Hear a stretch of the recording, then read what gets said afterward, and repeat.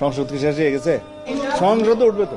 কোনো কিছুই দেওয়ার ক্ষমতা আমাদের এককভাবে না, এটা সুপ্রিম কোর্ট যদি অ্যাপ্রুভ না করেন এটা আমরা করতে পারি না। এইটা আইনমন্ত্রী সাহেব তো একজন সর্বোচ্চ মানের আইনজীবী, তো বিচারকরা যে স্বাধীন বলছে এটার একটু ব্যাখ্যা বলি। সংবিধানে 115 যাই দেখবেন আর কি। আচ্ছা, আইনমন্ত্রী এ প্রশ্ন উত্তর পার্লামেন্টে দিয়েছে যে উনি এখন ইলেক্টেড এমপি এবং সরকারের আইনমন্ত্রী, আর অ্যাটর্নি জেনারেল হচ্ছে যে সরকারের আইন কর্মকর্তা, প্রধান আইন কর্মকর্তা, মানে রাষ্ট্রের।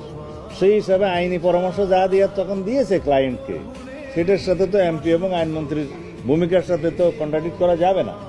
বিশেষ করে গণভোট এটা যদি পাস না করা হয় তাহলে তারা আন্দোলনের মাধ্যমে হুমকি দিয়েছে যে আন্দোলনের মাধ্যমে সরকারকে বাধ্য করা হবে এই গণভোটের এই পাস করার জন্য। এ ব্যাপারে আপনাদের প্রতিক্রিয়া থাকবে। আইনমন্ত্রী বলতে চাচ্ছেন, আমি বলি গণভোট অধ্যাদেশ, এই অধ্যাদেশ অনুসারে আরপিও অনুযায়ী নির্বাচন কমিশন গণভোট অনুষ্ঠান করেছে একই ডেটে, আলাদা ব্যালট। সংবিধানের 142 অনুচ্ছেদ অনুসারে সাংবিধানিক যে গণভোট, এই গণভোট সেই গণভোট না।